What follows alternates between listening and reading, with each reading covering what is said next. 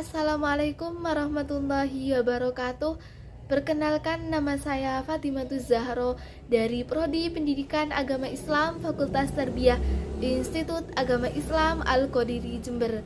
Di sini saya akan mempresentasikan pembahasan tentang sumber ajaran agama Islam, di mana untuk memenuhi tugas mata kuliah pengantar studi Islam yang diampu oleh dosen Ustadz Fikri Farikin MPDI.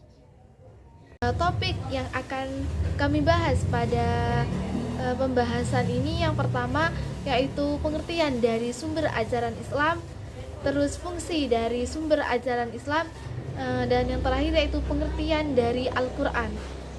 Langsung saja pada pembahasan yang pertama, yaitu pengertian sumber ajaran agama Islam.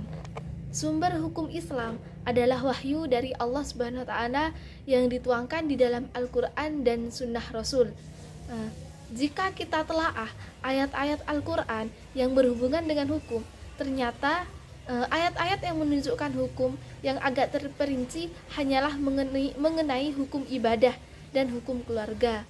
Adapun hukum-hukum dalam arti luas seperti masalah kebendaan, ekonomi, perjanjian, kenegaraan, tata negara, dan hubungan-hubungan internasional pada umumnya hanya berupa pedoman-pedoman dan garis besar. Penegasan Al-Quran terhadap Sunnah Rasul, kami ralat, penegasan Al-Quran terhadap Sunnah Rasul dalam beberapa ayat. Sunnah Rasul dapat menjadi perantara dan penjelas untuk dapat memahami ayat-ayat yang global tersebut.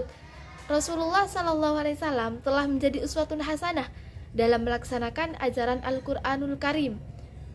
Selain itu, jika kita telaah tentang hadis Mu'adz ibnu Jabal, di sana dijelaskan bahwa Rasulullah memberi izin kepada Mu'adz untuk berijtihad dalam hal-hal yang tidak terdapat secara jelas dalam nas Al-Quran. Al-Quran dan Sunnah. Hal ini menunjukkan pula bahwa dalam masalah-masalah yang tidak disebutkan dalam nas secara terperinci menjadi bidang ijtihad yang sangat luas. Nah, pada dasarnya berijtihad dengan ra'yu merupakan usaha memahami nas-nas Al-Quran dan Sunnah Rasul. Selanjutnya yaitu fungsi sumber ajaran agama Islam. Setiap sumber hukum Islam memiliki fungsi yang berbeda-beda. Sumber-sumber hukum Islam ini yang telah disepakati ada 4, yakni terdiri dari Al-Quran, hadis, ijma' dan qiyas. Keempat dari sumber-sumber hukum Islam ini sudah sesuai dengan posisinya, di mana Al-Quran menempati posisi yang pertama karena Al-Quran sendiri berisi wahyu dari Allah Subhanahu wa Ta'ala, yang kemudian disusul oleh hadis, lalu ijma' dan terakhir qiyas. Melalui keempat sumber hukum Islam, itulah yang menjadi pedoman bagi umat Islam. Seperti dikutip, Al-Quran ini memiliki hubungan yang cukup erat dengan usul fikih, di mana dalam hal ini untuk menentukan dasar dari hukum Islam. Oleh karena itulah Al-Quran memiliki kedudukan dan fungsi yang sangat penting bagi umat Islam. Selanjutnya yaitu pengertian Al-Quran.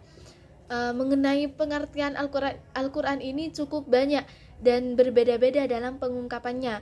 Ada yang menambahnya dengan keterangan membaca menjadi ibadah, dan ada pula yang menambahnya dengan keterangan yang diriwayatkan dari Nabi SAW secara mutawatir. Nah, sebagian ulama ada yang menambahnya dengan kata-kata yang mengandung mukjizat, tetapi pada prinsipnya terdapat persamaan mengenai pengertian Al-Quran, yaitu berupa kalam Allah yang diturunkan kepada Nabi Muhammad melalui malaikat Jibril, dan yang membacanya dinilai sebagai ibadah. Al-Quran ini merupakan kehendak Rasul yang terhimpun sekarang dalam Al-Hadis, kehendak penguasa atau ulil amri, termaktum dalam kitab-kitab hasil karya yang memenuhi syarat karena mempunyai kekuasaan berupa ilmu pengetahuan. Selanjutnya, ketaatan kepada ulil amri atau pemimpin bersifat kondisional atau tidak mutlak, karena betapa hebatnya ulil amri, ia tetap manusia yang memiliki kekurangan dan tidak dikultuskan. Dasar inilah mentaati ulil amri bersifat kondisional.